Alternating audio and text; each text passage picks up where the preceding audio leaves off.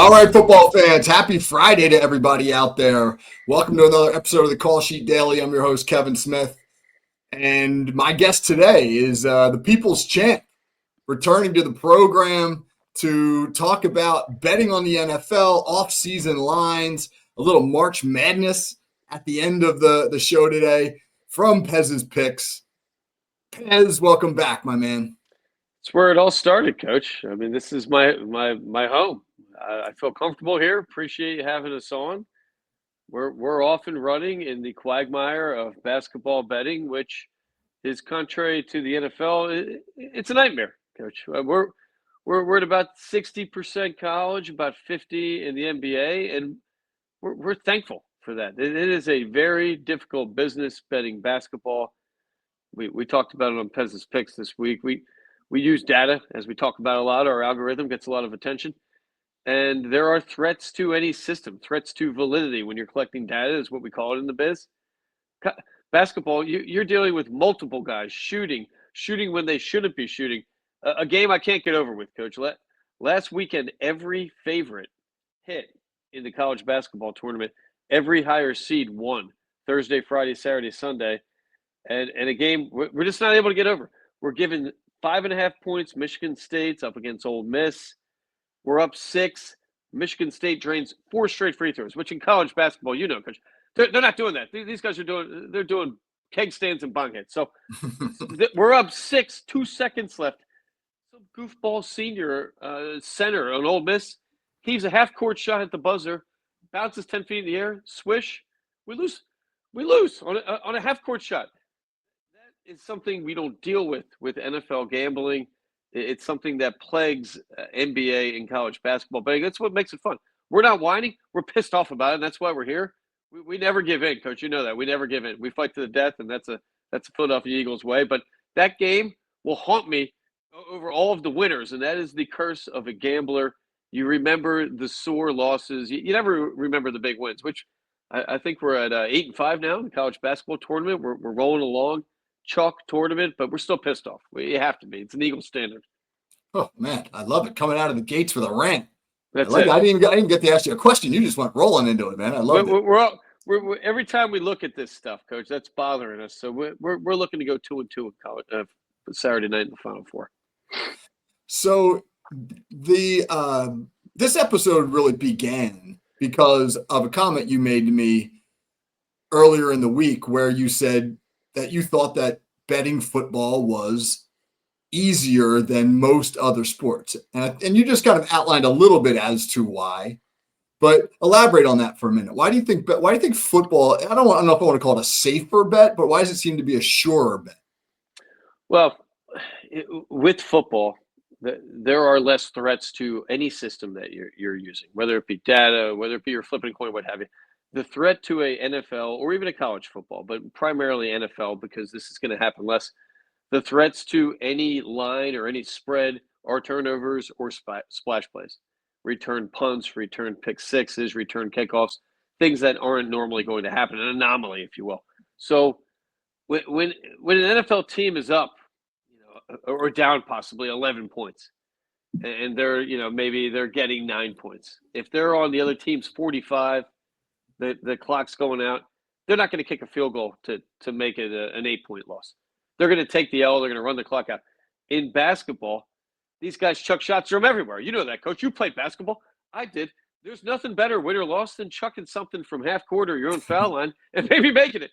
That might happen 1 out of 100 times. But having said that, the other threat is not just the end of the game shot. Missed free throws.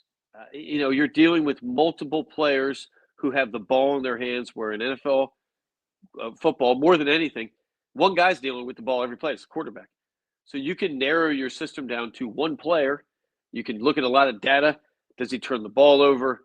Does the team turn the ball over? Do they close well in fourth quarters? And that's a much more difficult thing to kind of handicap when you get into basketball.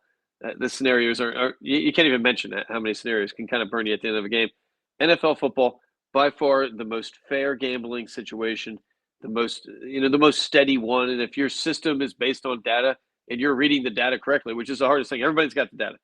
But if you have a system based on whatever it may be and you're reading it correctly, more than likely you're going to win because in the NFL, more than likely the team's going to win with the better quarterback, and the team that turns the ball over less is going to win. So that's a big basis behind what we're looking at. Basketball, it's the Wild West, which makes it fun, but it's a very painful thing. I encourage people not to drink when they're betting on basketball. Foul shots can drive you nuts. I can't imagine coaching it. Coaching it must be these guys. No wonder they retire early, I guess, unless they win. The winner's sticking it for a long time, and it kind of makes sense. Yeah, it's a good point. You can.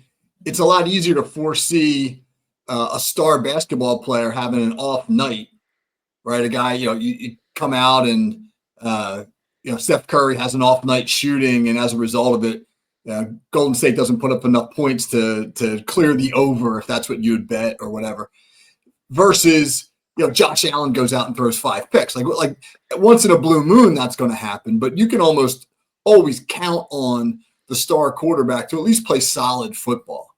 And in the NBA, the variables are just so much greater. That's why you've had traditionally some gambling scandals in other sports, because they're easier to fix. I wouldn't even know where to begin if you're going to try to fix a football game unless you could get at the quarterback. An impossible thing in the NFL. There's no question the NFL is clean, regulated. I mean, you can talk about the Patriots taking a couple pounds of air out of the ball, maybe, or maybe video in a walkthrough, but there is nobody throwing a game in the NFL. It's impossible. You're not working on guaranteed money for the most part. So you drop balls, you have bad games, and these guys, I mean, the pressure is on. If you think about it, the NFL quarterback is the hardest thing in the world. There might be, if we really want to look at it from a serious standpoint, there might be 20 good ones in the world, right? I mean, 12 of the quarterbacks each year are terrible and are guys that are fighting for their job. 20 might be an exaggeration. So maybe 18 people, maybe 16 people in the world can do this, and their numbers are significantly better. And you can kind of invest your money based on that, kind of like an Amazon or a company that's looks like it's going to make profits consistently. So we look for turnovers. We look to threats to our system. And in football, it's turnovers. I mean, turnovers are a disaster. Anytime a team throws an interception, you're dropping your chances of the team winning that game outright by anywhere from 18 to 24% each turnover. So you're putting yourself in a hole. We look for quarterbacks that are going to hold the ball. They're not going to turn it over, and they're going to put points on the board. And that's a very rare thing. It's something that we analyze first. Very rarely does Pez's Picks bet a bad quarterback. And having said that, a game that still haunts us, college football, Kyle McCord, Syracuse quarterback, transfer from Ohio State last year, was terrible at Ohio State. Pez's Picks has him earmarked as kind of a dark horse in this coming up draft. I think the best pocket quarterback in college football last year. The guy was amazing, except for one game. I don't remember the team they played. I believe he threw 5 interceptions, and they didn't bench him. And we bet him. And that was the one game of the year he was off. And, that's the one thing that can happen in college. In basketball, you can make the right decision. Michigan State, we still stand by that play. A half-court shot, generally isn't going to burn you. When your team wins a basketball play, but they don't cover, you had the right side. But something happened. Bad foul shots, guys coming off the bench wanting to kind of earn playing time. They jack threes left and right, and they get a little hot. So it's a very difficult thing. And probably the hardest sport to bet would be basketball, aside from hockey. But I don't know if we don't bet that a lot, Coach. That's a Canadian sport. I don't know what the heck's going on up there. Right? That's a ridiculous sport to bet. The Ovechkin's probably our age, and this guy's still out there scoring goals. God bless that guy. But basketball, out of the major 3 American sports, by far the hardest. Interesting. So let's take a look real quick just at some of the betting lines for the NFL right now. ESPN Bet at the moment has its best odds on Philly and Kansas City winning the Super Bowl. All right, so that's last year's Super Bowl matchup. And according to them, nothing that's happened so far this offseason, I know we're not at the draft yet, but free agency, et cetera, hasn't really altered that landscape. What do you think about that? Well, ESPN's a new sports book, and this is one thing they have to do, especially with future bets. You're going to have a wide range of odds and future bets. So a couple of the books that we look at consistently, the Chiefs have sunk to the 4th favorite. And I think that tells us that their window's probably closed with that current nucleus. They've lost a couple guys. The Eagles poked holes in that offense. I mean, they lacked big weapons at wide receiver. The running game stalled in that Super Bowl, and I believe they were exposed. And I don't see solutions to what they did.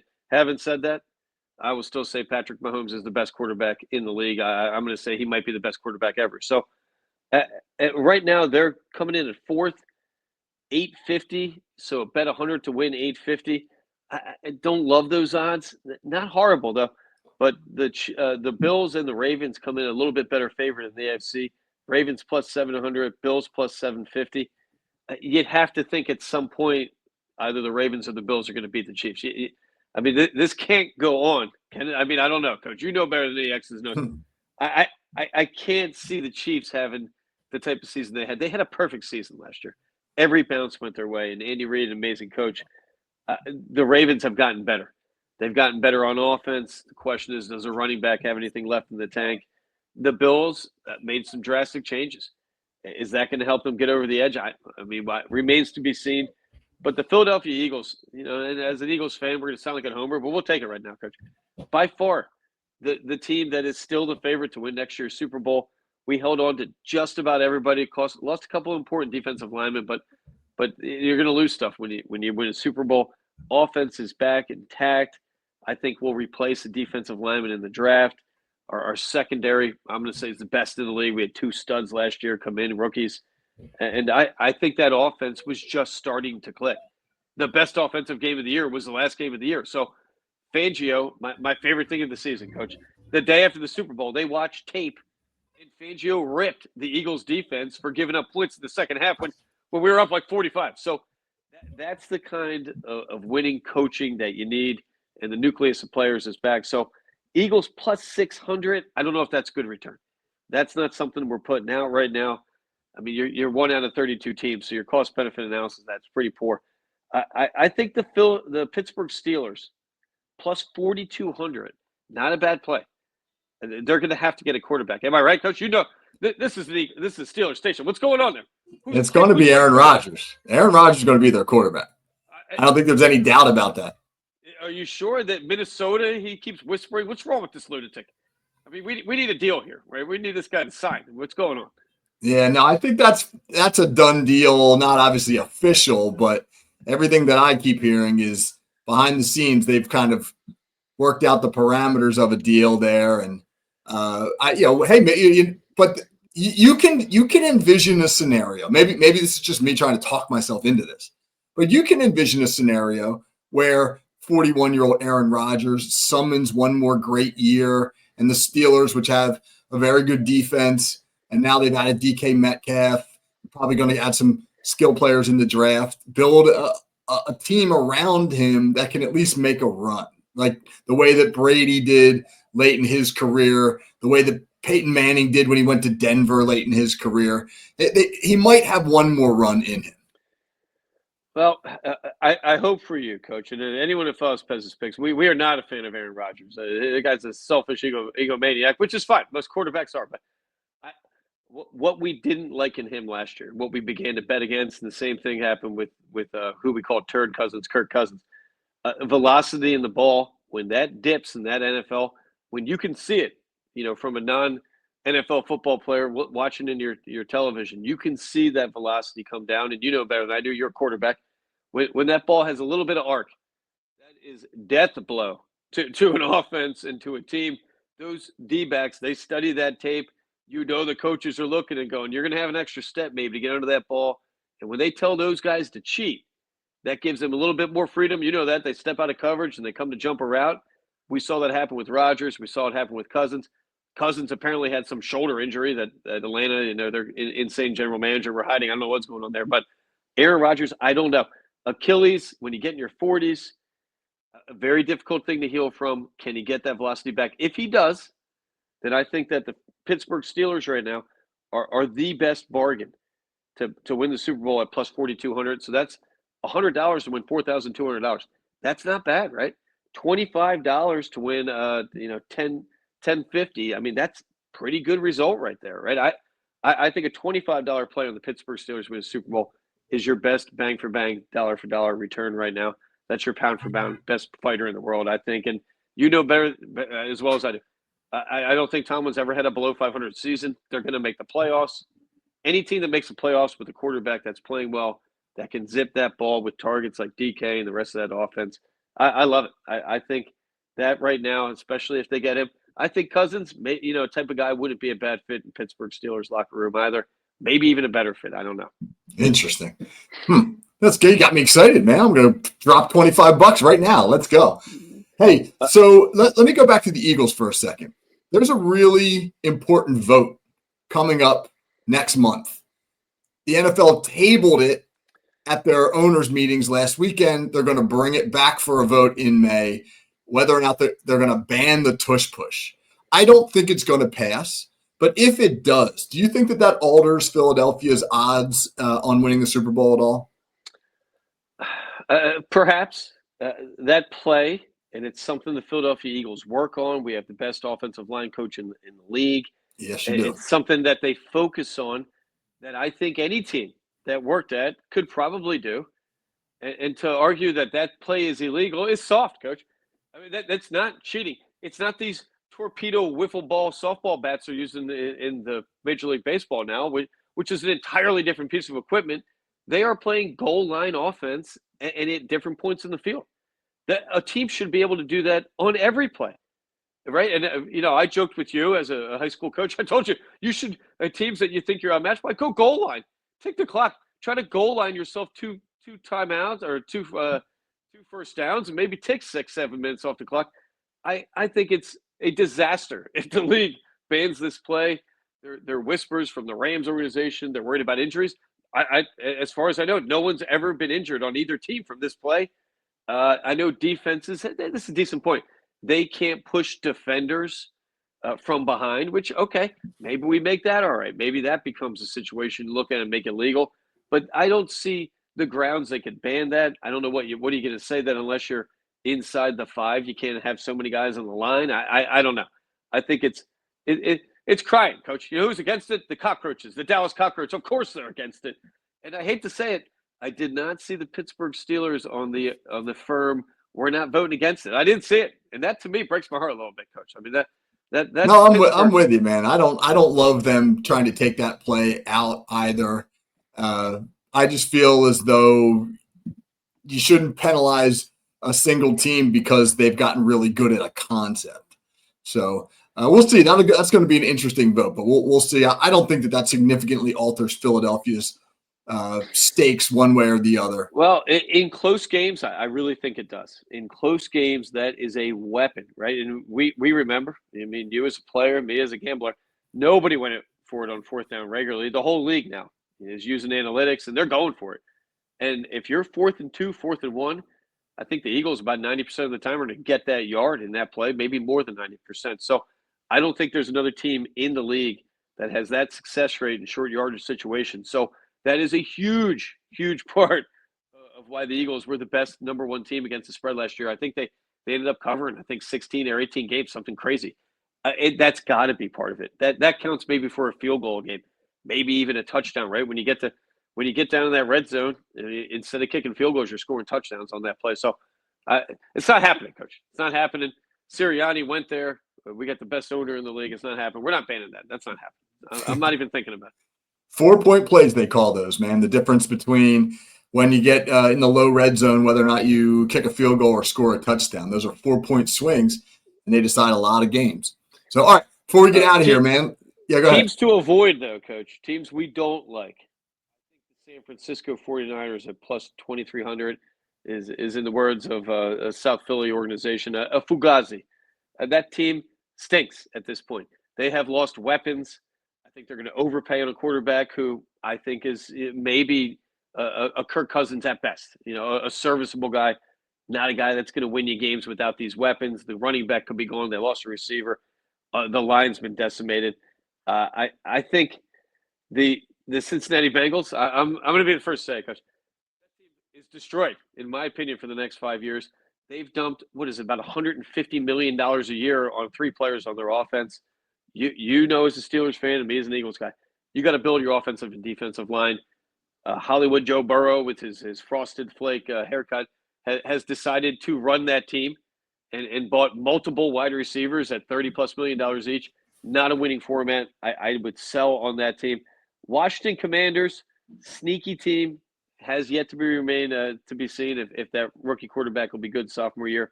Plus 1,800, not bad. Houston Texans, I think plus 2,800 is another secret play with the Pittsburgh Steelers. Quarterback a little sophomore year, everybody plays bad their second year, so quarterback should be better. I think the team got a little bit better. Had some injuries at receiver that they couldn't recover from last year. So I like the Houston Texans at plus 2,800. I think that's a solid play. Okay. I'm with you on San Francisco. I think that team has got some issues, and I was shocked when I saw that they were in the top 10 in terms of best odds to win the Super Bowl. That really surprised me. All right, before we get out of here, man, Final Four weekend. Real quick. Give me your Final Four picks. It's all number one seeds. First time since 2008 we've had 4 number ones in the Final Four. I think they're going to be 2 great games. Who do you like? Well, at Bezos Picks, we don't back down, Coach. We're betting both games. We have to bet both games. Is that smart? I don't know. Probably not. But Florida Auburn, a very interesting game. We're kind of letting people, in the kitchen. We're showing how we make the sausage a little bit here. One of the big indicators that we look at, and in both NBA and college basketball betting, 3-point defense. Your team's ability to defend the three. It is a incredibly important data point. Teams that don't defend the three in both leagues stink and they don't cover spreads. 3-point shot has become the left-handed layup of basketball, college, and pro. So when we punch the data on this, Florida comes in 6th in the country. I'm going to say they're number 1. The teams ahead of them, Liberty, Tennessee is decent at too. But Florida comes in 29%. They're giving up 3-point shots. Auburn comes in 29.6, 0.1%. So they're basically tied in 3-point defense. So what that tells us and what the data showed us, and I think this is why those two teams have been very successful. They take away the 3-point shot. If you're getting in the 20s and you're jacking threes up at 29%, you're very rarely going to win games. You got to have that in the high 30s. You get your 3-point percentage in the low 40s. You're going to win every college and pro team game, unless the other team's shooting that way too, which is rare. So when we look at Florida Auburn, we're taking out the 3-point. We're taking away that. We're looking at a different type of basketball. I think it's going to be less scoring, more traditional, in the key. If Broome is healthy, Auburn's All-American, maybe best player in the country right now. Tweaked his elbow, but they've already acknowledged he's not injured, so he's playing. If he's 100%, I cannot believe that Auburn is getting 2.5 points. That was our pre-tournament pick to win the entire tournament. Arguably the best defensive college basketball team against the three. A long team, which as a basketball player, their guards are long. They defend like a big team. Currently, they're coming in RPI ranked number 1, 12-5 against top 25 teams this year. University of Auburn. They had a big loss to Florida in February, and I think that's where this line comes from. Florida, they took it to them pretty easy, but that was coming off 14 consecutive wins for Auburn. So we're going to chalk that up to a sandwich game.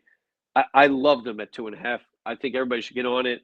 I can't believe that line hasn't moved. I don't know what's going on with this, but Auburn plus 2.5 is the gift of the tournament. Excellent. I love it. I love Auburn, man. That's the team that I just told my son.